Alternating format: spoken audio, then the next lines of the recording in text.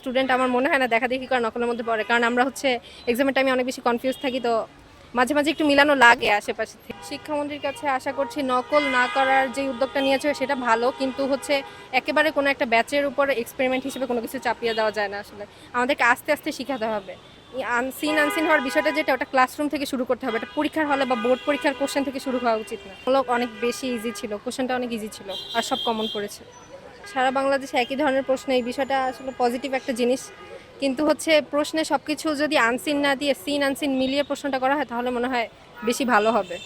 এরকম প্রশ্ন বেশি হার্ড হয়নি, আজকে প্রশ্নটা সহজই ছিল। আর আজকে যেহেতু ইংলিশটা আমাদের এত বেশি দেখাদেখিও করা লাগেনি, গার্ডও ইজি ছিল। এজ এ স্টুডেন্ট আমার মনে হয় না দেখাদেখি করা নকলের মধ্যে পড়ে, কারণ আমরা হচ্ছে এক্সামের টাইমে অনেক বেশি কনফিউজ থাকি, তো মাঝে মাঝে একটু মিলানো লাগে আশেপাশে থেকে। শিক্ষামন্ত্রীর কাছে আশা করছি নকল না করার যে উদ্যোগটা নিয়েছে সেটা ভালো, কিন্তু হচ্ছে একেবারে কোনো একটা ব্যাচের উপর এক্সপেরিমেন্ট হিসেবে কোনো কিছু চাপিয়ে দেওয়া যায় না। আসলে আমাদেরকে আস্তে আস্তে শিখাতে হবে। আনসিন হওয়ার বিষয়টা যেটা, ওটা ক্লাসরুম থেকে শুরু করতে হবে। এটা পরীক্ষার হলে বা বোর্ড পরীক্ষার কোশ্চেন থেকে শুরু হওয়া উচিত না। কোশ্চেন অনেক ইজি ছিল আর অ্যান্সার অনেক ভালো করেছি, ইনশাল্লাহ A+ পাবো আশা করি।